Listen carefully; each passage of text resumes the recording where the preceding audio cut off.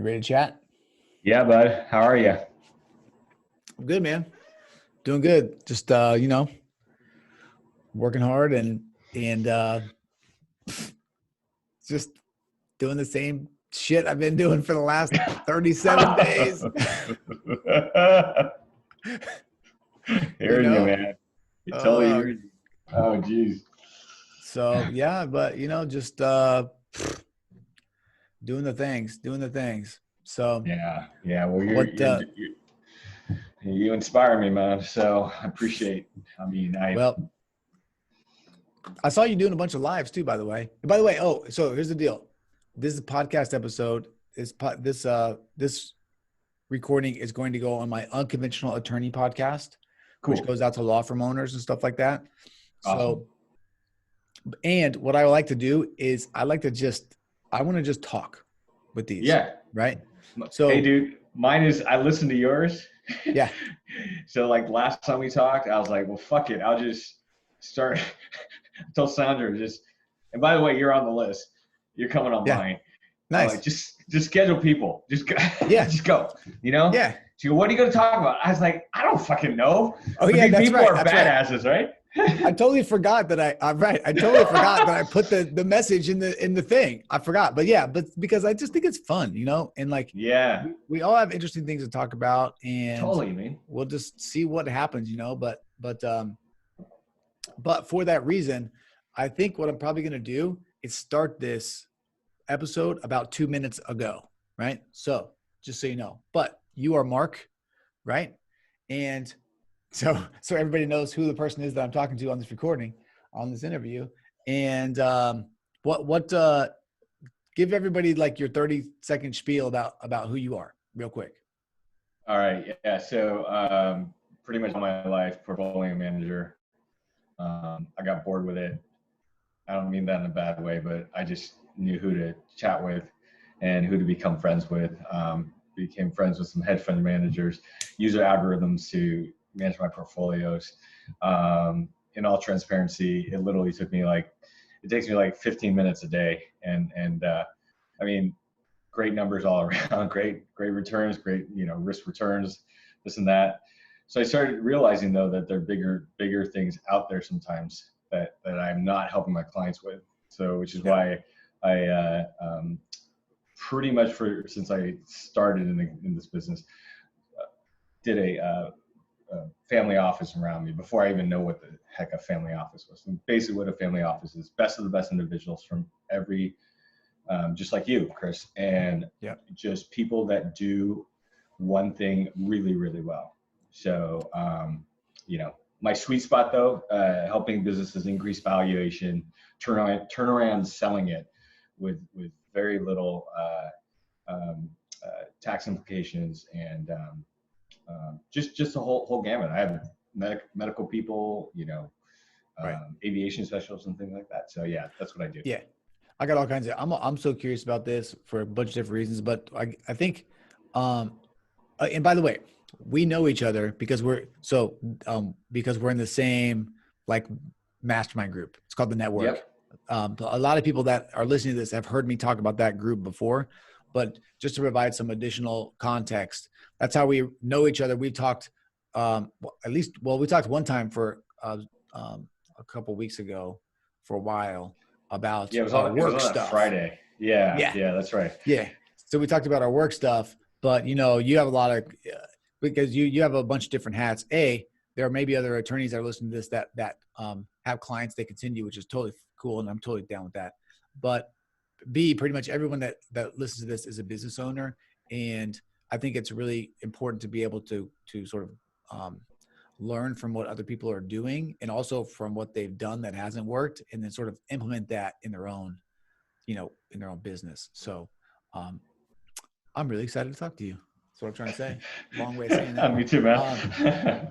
But what I'm sort of like to just dive into these random questions that I'm going to toss at you because I'm just interested in it is, do you find, so doing this professional office, and I'm asking this sort of in the context of my firm as well, I have found it to be kind of, I think it takes a special person to understand the value of the professional office like that and to want to do it? Like, have you found that with your clients? Or some people just like, I don't need that stuff. I don't care about that stuff. Like how, like just what's that whole experience been like as far as setting it up and then getting people to see the value of it? Does that make sense? Yeah, real good question. So you're absolutely right. There's some clients that it's almost like you can dive deep into it, or you don't use it at all. And that's where the shift started to happen with clients that really needed this, and clients that were just like, well, I just, want you to manage my money and I don't need all these other bells and whistles, which most people are like, right? Right. But then when you start to deal with business owners and you start to see that, if I have the answers, if I can provide a super complex strategy and, really benefit them, really get what they want, then A, it's more fun for me, and B, I'm doing what I need to be doing. Right.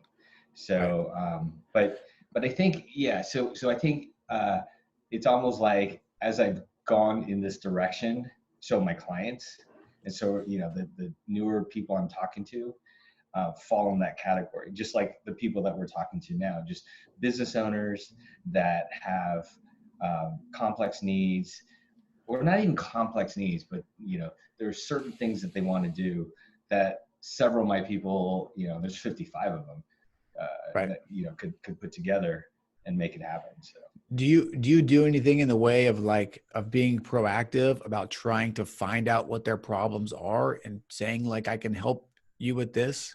Like one of the, mm-hmm. so because if you're like, for me, and not all business owners are this way for sure, but I'm sort of like a do-it-yourselfer. Like I'll try to go out there and just try Mm-hmm. to, like, I'm not that great at asking for help, like in general. Does that make sense? Mm-hmm. And I think probably a lot of your business owner clients are probably the same way in some respects. Also, sometimes and this happens in the network too, I don't even know what to ask for, Yeah, like, is that, you know what I'm saying? Like you have all these guys or these people, but it's sometimes hard to even know what they do and how it can even help me. You know what I'm saying? Like, are you pretty absolutely. proactive about finding out, learning about your clients and like digging in there? Like, Yeah, absolutely. So that's a good question. And what happens is, I do, what in our world we call discovery, a little bit different, because it's a big deep dive, and it's not the typical financial advisor, financial professional that says, oh yeah, tell me, all about your family. And no, I want to know, the big thing I want to know is, what are your biggest concerns and what are your biggest wants. And then yep, what I try to do, so you're right, in terms of, the want is just like, well, just keep doing what I'm doing. It's just like, no, but you've come here for a reason, right, and they start to dig a little bit deeper, right. and just You like, push them and, on that though. You push them in there sometimes. oh, absolutely. Like what are your So biggest fears? They're like, oh, going out of business. You're like, no, seriously, tell me, are you afraid of like spiders? Like, what are you afraid of? Like, tell me. no, exactly. So I'll give you a really good example. So there's a guy that just came through a couple months ago, and we started talking. He's selling his business, and it's cool because even in this time, he's going to be able to. So Yep. I said, you keep telling me you want a net 15 million. You keep telling me you want a net 15 million. And I said, why is that? And he goes, well, that's a good number. And then he gave the standard answer. Well, I don't have to work anymore. I Right. can, I can have the freedom. My wife and I can do this, and my girl can go to, my son and daughter can go to the colleges they want. On and on, right? And then I was just like, well, 50 million. I mean, could you do it with 10? And Right. all of a sudden, I said, why 15 million? He just kept digging, right? And Yeah. I said, what does that really mean to you? And then we were just kind of going around, and all of a sudden, boom! One of his family members, a younger stepbrother that is like his brother, has a mental illness, and he's slightly, right, but he's terrified of something happened to him and no one's going to be taking care of him. I mean, this guy needs a lot of, and then all of a sudden it's just like, get it. All right, now I got it, and now I know actually you might need a little bit more than that. You know, we might need to do some tax help to get you there. But it's all about that. You know, I think we may have talked about this. There's that 7-question rule where you say, what do you want in life? More money. Why? Right. Because it's freedom. Why? And then you get down to like the 5th or 6th question, and it just digs deep. Right. Right. You know, then you're a puddle of tears, like on the ground. Exactly. You know? Yeah. They cry. Then it's just like, okay, we're there. Yeah, that's right. We made it. Here's the tears. Yeah. Yeah. You're so right though. You're so right. And by the way, as a complete side note, I think that is an exercise that everyone should go through for themselves anyway. I try to get the people that listen to this is one of the things that I always try to get them to do first, because there's nothing worse than chasing a goal that's not actually your goal and achieving it. And then realizing that you've been doing this, working so hard and doing these things for so long for nothing, right? For to be not where you want to be. And so that's interesting. It's fun. I don't see I don't have as many deep conversations with my clients like that as you do, because they're sort of coming in for more top level kind of stuff, you know, like we just do a 10,000 foot view, and some people, and if you're not, you know, I'd be interested, you know, of your non-business owner clients, do you have these same conversations, and are they as open to even having something that they are going for? Does that make sense? Because I feel like, not to dismiss people generally, but I think some people just don't ever even consider the idea that they could sort of have a big dream and actually go realize it, you know? No, true. In terms of the non-business owner clients, I'll give you an example. Actually, this is a good one. So we kept going down that road, husband and wife. Yeah. And you know, he worked for a big corporation, good saver, had enough money for him and the next generation kind of thing. So we just kept asking. I just kept asking. It's like, you know, you're setting aside a lot of money, you know, and you worked a few more years than you really had to. What's going on here? And he just says, well, I just want to make sure that, you know, rainy day. He kept saying rainy day. And then finally he's like, what the heck does a rainy day mean to you? And he goes, a rainy day means I'm sick and people have to take care of me, or I die prematurely and someone has to take care of my wife. I'm like, what happened? Like, what's going on? Like, why do you think that more than most of my clients do? So he told me something that I never caught on to. I knew, but I didn't really catch on to. So this guy at the time was 64 years old. Okay. His brother died of a heart attack at the age of 58. You see where this is going, right? Yeah. Yeah. His father died of a heart attack. I think it was like 50, 56, and then grandfather 59. No one made it past 60. Wow. So he was like, you know, he's freaking out. Yep. He's like, and when you freak out sometimes, you start to do different things, like think you need more money, or in this guy's case, work so you can have so much money that his wife could be taken care of and his kids won't be sad, because he thought to himself, by the way, I am going to die. Yeah, he almost worked himself. He could have worked himself to death. Exactly. Right. But see, here's the thing, Chris. I actually, I have not been this good at discovery until just recently. So before it was just like, oh, cool. Yeah. Retire at, you know, 65. It was like just the standard stuff. And then all of a sudden you dig deep. And so this is so interesting, because he was utilizing, by the way, I'm looking at my mind map of people that I used for him. Yeah, that's cool. He was using, like, you know, the tax specialist, you know, estate specialist, the insurance specialist, just like, you know, going down the road. And then I finally said, look, I'm going to refer you somebody that's going to just knock the socks off anything that I could do, or any of these people. So I referred him my private medical, concierge medical Right. doctor. And I said, Yep. drop in a hat for you. You're going to pay $15,000 a year. And what this guy is going to do first off is to see what the heck your genome is going on. And your genome is probably going to say cardiovascular illness. So I've done this, you know, because I'm a patient of his. Mine is gastrointestinal. So it's like, that's step one. And now step two is like, all right, you're going to show me, because you've been doing this for so long, how the heck am I going to get through this without dying like this prematurely? We're going to do everything possible. So that's what he did. He went to this guy, and this guy says, well, hey, we're not going to like, you're not going to have to go vegan or anything crazy like that. Right. But by the way, that's not too crazy, but where I live, but like, you know, minimize certain foods. You know, the big things with him were no fake sugars,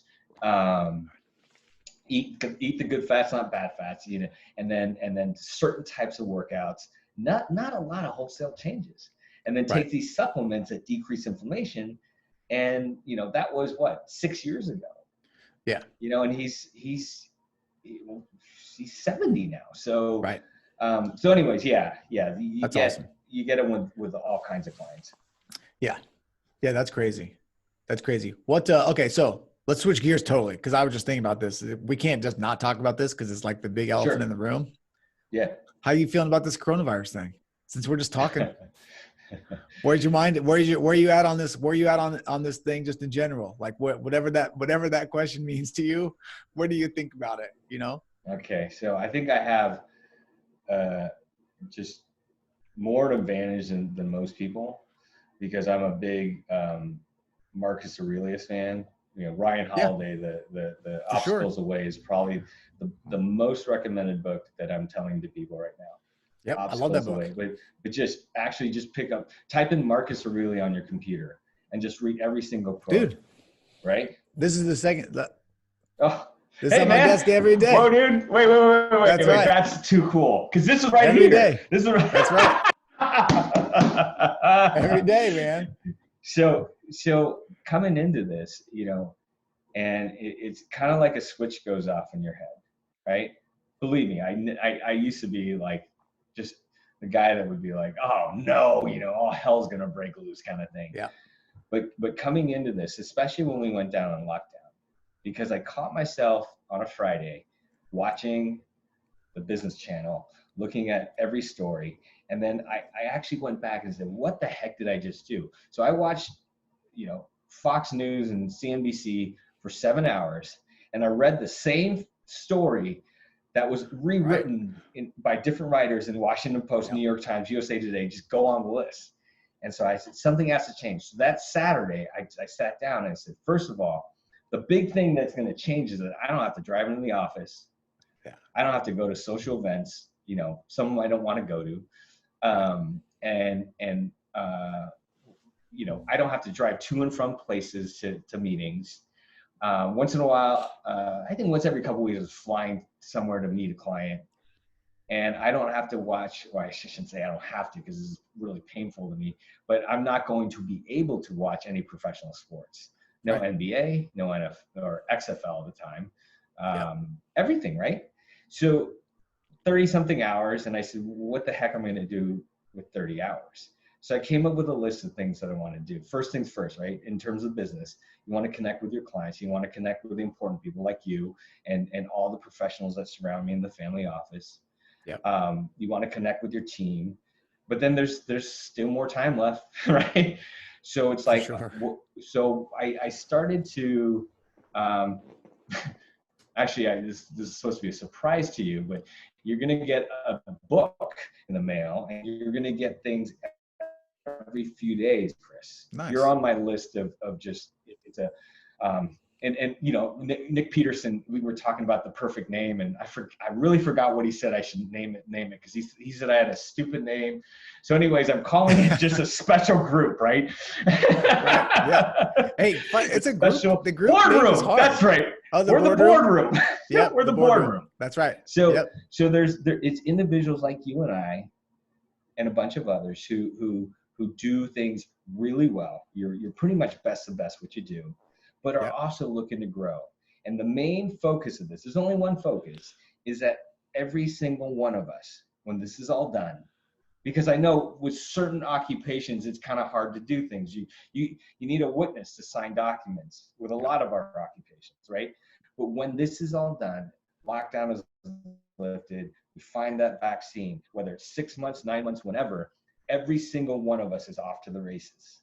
Yeah. So that's what I've been doing with my time, is to help these individuals. So what I want to do with you is the books I'm sending, aren't like romance novels or anything like that. They're Right. written by people in my family office, like Oh, Cameron nice. Harold, John Rule, and JT McCormick, who is very pertinent to now. Yeah, So that's it's cool. like read these 2 chapters, really, really timely right Oh, yeah. now, and just other things too. So every few days, doing some kind of benefit to benefit you, to benefit all the other people, so you Yep. can retain your clients. You can help your clients doing the same thing I'm doing for you. Just makes things a lot better, working on Yeah. those relationships. Yep. Yeah, that's no doubt about that. That's one of the things that I'm pretty bad at, that I'd like to be better at in particular is, although, you tend to have long relationships with your clients where they're paying you for a long time. Mine Right. don't be, but I still would like to foster those relationships because it's important to me to like, because what's great about doing estate planning is that for 99% of the people that come into my office, they're like nice, good people. Like Right. they're people you want to know. They're not Right. like, and no offense to my old criminal defense clients, but they were of a different brood, most of them. You know what I'm saying? Yeah. So, So, so, so they're coming to you because they like each other, or they like somebody, right? Or they right. care for somebody, right? Right, So, right. Yeah, yeah. yeah. They want to do something proactive, and they want to, they care about their family, and they're just nice people. And so they live in my community, So it's like Yeah. I would Yeah. like to be, and I'm not that good at that. I'm really just not. And by the way, I also hate saying that because then I feel like it fosters me also not being good at it more. But but it is a skill that I need to work on. And but that's fascinating, and I But think it's so good. so hold on a second then. Yeah, your relationships, maybe you do their trust, and then several years down the road you update or do amendments on the trust. But I also think that in your shoes, it is somewhat of a long-term relationship in terms of um, just connecting. And I say this because I see a lot of, obviously in the 30 years I've been doing this, I see a lot of people that are doing estate planning, right? And Yep. you're way at the top of your game, I gotta say. Like the competition out there, your competition out there is pretty darn horrific. Because what I've seen is, like, one of my clients says, I just got, I'm going to send to you, or he's here. But anyways, the point is that he just got a thing in the mail from his estate planning attorney, and he's getting slammed by things, emails, and Yeah. it goes something like this. Whew, COVID-19 sucks, huh? Hey, you know what? This is a great time to, right? My product. This is a great time for my product. Right. So, Right. so For sure. just in terms of, I know how you deal with clients. I know how you deal with guys like me. Um, your the transaction may be done, but I think as you're continuing that relationship, it's going to be a knee-jerk reaction, right? It's going to For sure. be someday, we start, and we're talking more about this. It's like, I talk to my clients, but people talk to each other. Hey, what are you worried about right now? It's like, oh man, I should have done that trust, Right. or really, really worried about, because I have a special needs child and I don't know what to do. So, Yeah. so Do yeah. you do, I know we talked about this a little bit a couple of weeks ago, but um, do you throw like events for your clients or anything like that? Do you do anything where you invite people in? Like, what do you do? If you do, what does that look like? So good question. So at times I will do events, and now a little bit more difficult. So I'll tell you one thing that I'm doing for you and our whatever the heck our group is called, the network, boardroom, the network, the boardroom, the boardroom. Oh, your boardroom, yeah, your boardroom. yeah, my boardroom. Yeah. So Yes. so I'm getting like, yep. These speakers. This is actually what I'm doing now. But my focus before the events, what I would do, because I was talking to the most successful CEOs, and I said, and the quick question at the end usually was something like, to get you out of your house or out of your office, what kind of event would I need to put on? And you know what? Most of the people in my shoes are like, oh, fancy dinner, right? Right. I don't know about you and me, but even before this thing, it's just like, oh, fuck, I don't want to go to. Right. I don't either. Right? That's my point. And I feel bad inviting people to those things where they're not, right. where it's not going to be as good as I want it to be, Right. Like, so the answer with all of them was this. They're like, oh, it's easy, because I want you to get me out. If you told me that somebody was speaking of some kind of credibility that I probably couldn't get on my own, or probably would cost me a little bit of money, or probably it would take a lot of time to get them, I'm there. Yeah. If you think that's a good speaker, I'm there. And that was like the number one answer. Nice. I think one guy said, do a pottery class, but okay, something to think about down the road. But no, everybody was like, so that worked. The last event that I did was about 3 or 4 months ago, was Steve Sims. Uh-oh. Yeah. My bad. Steve Sims was he spoke to our group about my screen just went small, my bad. So that's okay. You look the same to me. Oh, cool. So it's all good. Yeah. So he came out and spoke to a bunch of us. And then, some of my family office professionals, some of my top clients, just about how to improve relationships, and he's got a really cool story, about bricklayer to just where he's at right now. Steve's a friend of mine. So I just said, hey, Steve, why don't you come out? You're doing the speakeasy. Why don't you come out and talk to a bunch of my clients? And then I had a private medical guy that was going to speak about his stuff. But then that fell through. But then what I did was I had Dr. Carlin come up and start talking about, I actually talked for him, but I offered second opinions for everybody in the room, which I think most of them took advantage of. So the premise of that was just that, hey, we want to make sure that you're going to live long, and we want to make sure that those years are, you're making the best out of those years, which is, in a nutshell, what Steve Sims does. He's like, make a wish for all kinds of people. Yeah, he's crazy. He does a crazy. I want to bring something up real quick here, if you don't mind. Yeah. So I went to the speakeasy after that, and we were talking. A bunch of us were talking. Steve will pretty much do whatever you want, and we were talking about, like, what would you do if costs were not an object? What would be that wish, right? What would that wish? And people were talking about, like, hey, I'd like to just get a private tour of the Vatican and, have all my family there, just different things like that, play at Augusta with Tiger Woods. And I just thought about it, and I said, well, pretty much at the top of my list is to meet Kobe Bryant. And it didn't have to be going to a gym and playing ball with him. I said, I don't care. I said, I love this guy's work ethic. I'm a Warriors fan. And just so you know, Warriors do not like Lakers. They hate each other. And I rooted for him pretty much early on. And I said, that's what I would want. An hour of coffee with Kobe. Whatever. We could just sit in a room and chat. Right. Like, his work ethic is something that's who I strive to be like. And they're like, yeah, that's pretty cool. It's like, and then I think one guy said, well, why don't you do it? And I said, I got time for that. You know what happened, that next month. So I guess the message is just like, what I got out of all of that was, I mean, there's something you really want to do. Just go for it right now. Yeah. So Don't wait. yeah, don't For wait. sure. Yeah. It's crazy. Crazy. What about, But oh, go ahead, man. what are you doing? Is your, no, did you have anything else? Do you have another thought about on that line?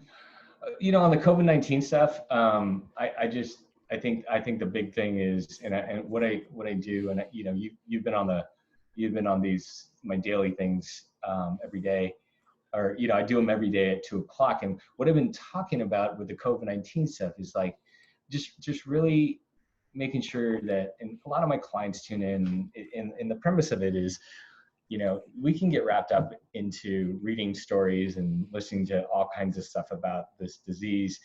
And most of it is a bit biased. So the focus of this is just to kind of tell what I'm hearing from unbiased sources.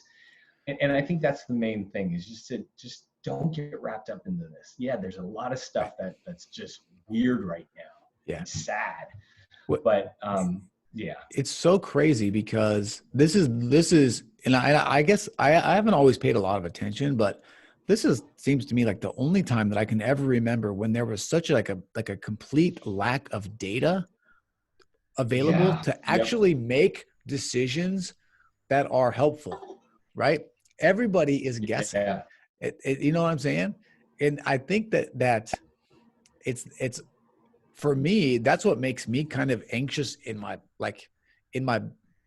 in my soul, is just this Yeah. Yeah, idea man. that we are just like running blind here. Like, and we could just, we're probably not going to run into a wall, but we could.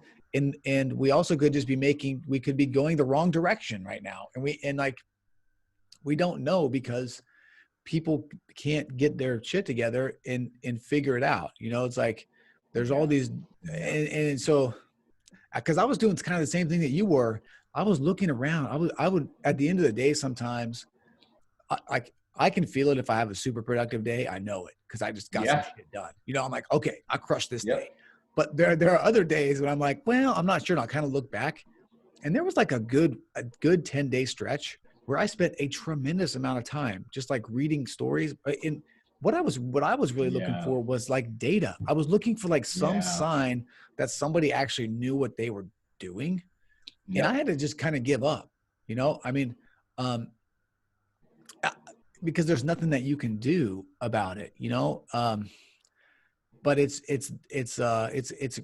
so interesting, like one of the, and this is a whole bigger topic, but my theory is kind of that, this explosion of entrepreneurship, of business ownership, of sort of this true American doing your own thing has really created like a leadership vacuum in politics and in other places where no Absolutely. one has the guts to like do something that is against their short-term interests.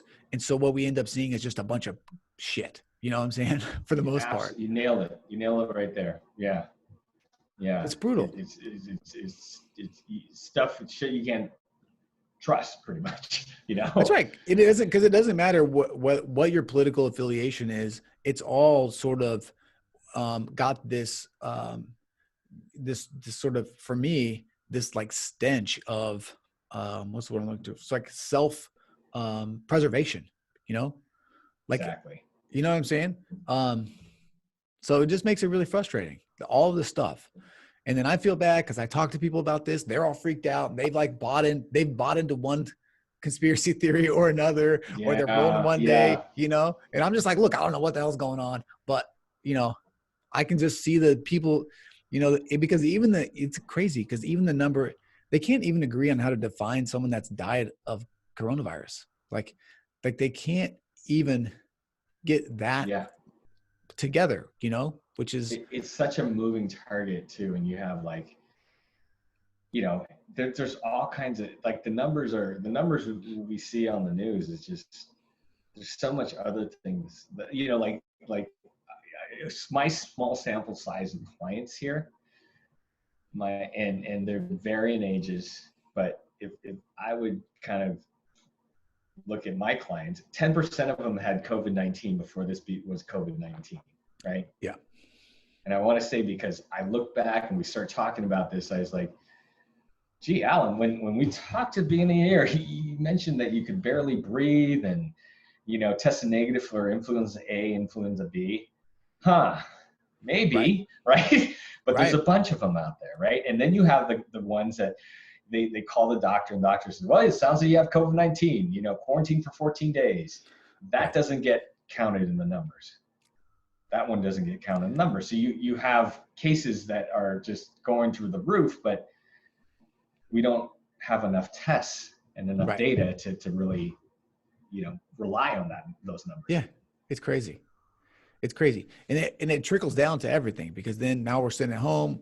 Maybe we should, maybe we shouldn't. I think, Yeah. You know what I'm saying? I mean, I think, by the way, just for clarity on my perspective, I think looking back, doing this was a good thing, particularly if the goal was not to overwhelm like the healthcare system, which I think was what the original, I think that what everyone's forgotten is that was the original goal. And they're not really, I think the target has kind of been moving now. The other thing too is everybody, now that the government's giving away money, everybody wants money. Like I've seen, I'm in some groups where people are like, yeah, my employees are they called me and they're like, I'm not coming to come into work because I just found out, you get an extra $600 a month for unemployment. I'm getting a stimulus check. It's like, I'm going to make more just sitting at home than working. So I'm just going to chill and, and whatever, it's like, what's going on? My 76-year-old client who hasn't practiced for 8 years was like, hey, do I get any of this PPP stuff? Nice. He goes, and he said, I consult. And I said, hey, yes, you consult. You consult for free. So that's awesome.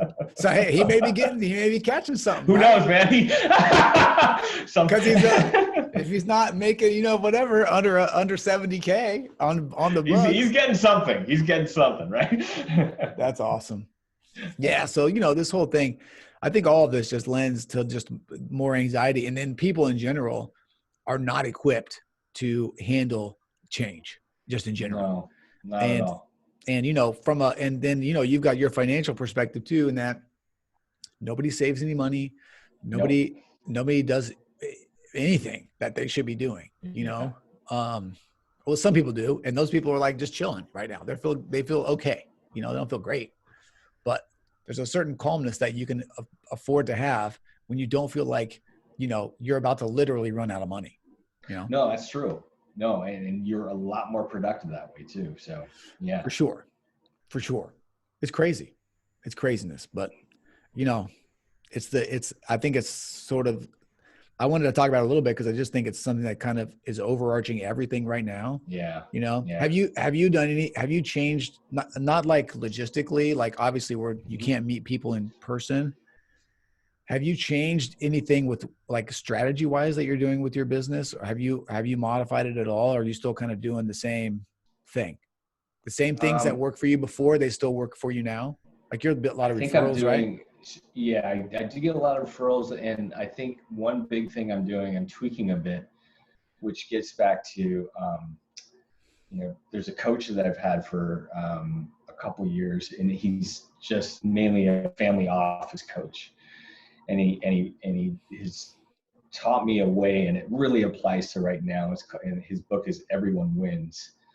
I get no royalties off it, so I'm just Nice. saying how, if you all learn what I've learned over the last couple of years, and it just boils down to this: it's everyone wins, because what you're doing is you're helping the people, like your clients. You're helping the professionals you work with. You're helping to do what matters most to them.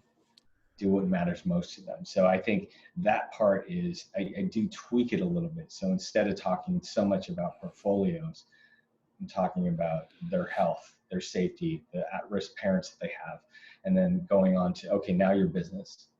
Okay, let's make sure you retain those clients. And just, so that strategy, I think, is just plays better into me too, because it's more like, okay, let's try to help you as much as possible. And what the outcome of that is, which is, it's good enough to help them, but eventually it's like, oh, hey, I think you should talk to one of my clients. And I think right now, especially in my world with a lot of business sales, there's more people that need that advice. It's funny Right. too, because, you get, and I think this is the big thing that I'm seeing with clients and the new people I talk to, is that you reevaluate your goals, you reevaluate your wants. So that business owner that said, well, I need to get this up to, 25 million or whatever. No, I don't actually, because I really just need to be with my family and not work 60-hour work weeks anymore. And I'll sell for a lower price now because I don't need all that money. I don't need that fancy, second home and wherever. Right. I'm okay with what I need. So yeah, now I'm seeing a lot of that, which is like, hey, I know I said 3 years, but let's do it right now, when we get out of this Oh yeah. mess. So Nice. That's good. Well, there's a lot of opportunity out there too. I think yeah, if you, I mean, there are a lot of businesses that probably have a decent valuation, but are lack cash flow or lack something that's really exactly. hurting them. I'm sure. Yeah, and it Crazy the plays way, into that too. Yeah, because it's, money's cheap, right? right? But yeah. I didn't realize for a long time too how leveraged like successful businesses often are. Oh yeah, Like I yeah, just never really yeah, understood that. You're just looking at it as a consumer. You don't really understand that like the way that it works is they have to pump out a bunch of money knowing a bunch of money is coming in. And if the money yeah, stops coming exactly. in, then the cycle is really hurt, It's crazy. And It's it's crazy. it's one of those things where, I mean, you and I could, maybe on a smaller level than some of these corporations, but we can kind of know that our growth rate is happening. Right. Even with this black swan event, you're like, still, I know that I can, even in worst case scenarios, I can grow. So it's almost like, if I know that my business can grow at this much, why not put more out there? So Yep. more of it can grow, right? Bigger dollar amount. So, but yeah, you're right. It is, it takes a lot of confidence Yeah. to do that. Yeah. Yeah. It really does. It's tough. It's great. Like, yeah, it's just an interesting time. I just hired an attorney on Monday. I had a new attorney start working for me on Monday. I don't have enough business for her right now, but We think along the same lines, man. Because that's the first thing I started to look at. Day one of the lockdown, I was like, I got to get another advisor in here. yeah, So but it's part of the, it's like, it's actually, the crazy thing is if you were operating under good business principles before, particularly as a small yeah, business, unless like if you're a restaurant owner, if you're something where you literally just had to close your doors, this doesn't really apply. It doesn't count yeah, because it's not fair. But like if I made sure to try to build a business that has multiple different streams of potential clients. I yep, tried to do all of these things that for me, the flow is down a little bit, right? Just because people are just not doing as much, but the business is still there and it's still functioning pretty much as normal, right, and so for me, this is an opportunity to sort of tighten things up, you yep, know, um, and because it is a little slower, if you can do it, to bring someone on and train them and show them, like I've just been talking, it's been kind of interesting, this virtual thing too. My new attorney, I've just been literally phoning her in on all of my meetings. And mm, perfect, I right? bet So in it's a like, week she's learned more about the everything than she's learned in a long time, because she sits in on potential client meetings, on client exactly. meetings. I had a meeting with the financial planner that was asking me some questions about like non-citizen estate tax rules or Mm-hmm. whatever. And so to be able to have the time and the flexibility to be able to do that, because you're not just throwing someone into a bunch of work, That's right. um, I think it's going to make a big difference for her growth in the short term, and then growth for all of us in the long term, because she's going to be able to step in and do some stuff. So No, absolutely, man. it's And it's a very crazy smart of time. you to do that. Just when are you going to have that opportunity to have this amount of time to train someone, with the amount, that needs to be trained with the amount of time that you're saving. So Yeah. Yeah. So we'll see how it works out. But, you know, and if you can find good people now, you know, I think just being honest with them about the current situation is important, Yep. and letting them know what's going on, so that they're, you know, because I think, you know, and this is not for you, this is for everybody that's listening too. You know, if you have employees, I would encourage you to talk to them about your own anxiety around the business, or the things that you're trying to work on, or the things that you're doing. You know, like I let my people know, like, hey, I applied for this stimulus stuff. I think it's going to come through. That means we're going to be able to work. Everything's going to be okay. You know, because even though they know business is good, they're still freaked out. Like they don't have the, you know, for me, I'm like, honestly, I'm like, fuck this, man. If this whole thing goes down, I'll just start something new. You know, like I'll just figure Sure, something out. totally. I Yeah, know how to sell exactly. shit. It doesn't even matter. I'll just find something else I'm interested in, Exactly. and I'll do it. You know what I'm saying? But for a Yeah, lot, you know, I mean, yeah. After lockdown happens, yeah, there's got to be things that are making money, right? So yeah, I'm like, I'll just go find something. I'll just make a list of the things that I like, and I'll just go looking exactly. around. Like, where's the opportunity? But for your employees, they definitely don't think like that. Then they have Yep. different priorities, and they have, you know, they are definitely, um, you know, not in a bad way, but their mindset is just different, and their productivity is going to suffer if they're wondering, you know, what's going on all the time and things like that. And so, I'm just trying to communicate with them, but not freak them out at the same time, you know, um, and just keep them on board, you know, just keep everybody feeling as good as possible considering the circumstances. But Oh, absolutely. it's crazy. So, all right, cool. Well, we're over the actual amount of time because I was late, but No worries, man. This you is know, fun. it was fun. It was super fun. You got anything else you want to on your mind? Anything else you want to run through? Yeah, real quick here, guys in the audience. This is I'm serious here. Just and guys and gals who really dig watching sports. Right now would be a great time to do your household projects around the house, because when sports opens up, this is what's happening. We have the NFL starting, we have the Major League Baseball, and we have the NBA playoffs, and like maybe the Masters all at the same time. You're not Yeah. going to want to do anything around the house. So that's what I'm doing. So By just the for those who way, listen. have Yeah. you you know the new Jordan documentary is coming out on Sunday? Oh, I can't wait, man. I can't wait. That thing is going to be ridiculous. You know, you talk about loving Kobe, right? I mean, Yeah. Kobe Yeah. is like Michael Jordan's long lost child from a just Well, a like Kobe competitive. copied everything that, like, if you look at Kobe's signature, it's similar to Yeah, MJ's. If you look at the way he talked, the yeah. way he grabbed his shorts, it's all the same. He You look talked at a about mirror that. image. He talked about that for a long time. That he literally was trying to be Michael Jordan, and then you know, Just like like, him. yep, literally just like him, everything like him. You know, Yeah, man. I so. cannot wait. Yeah.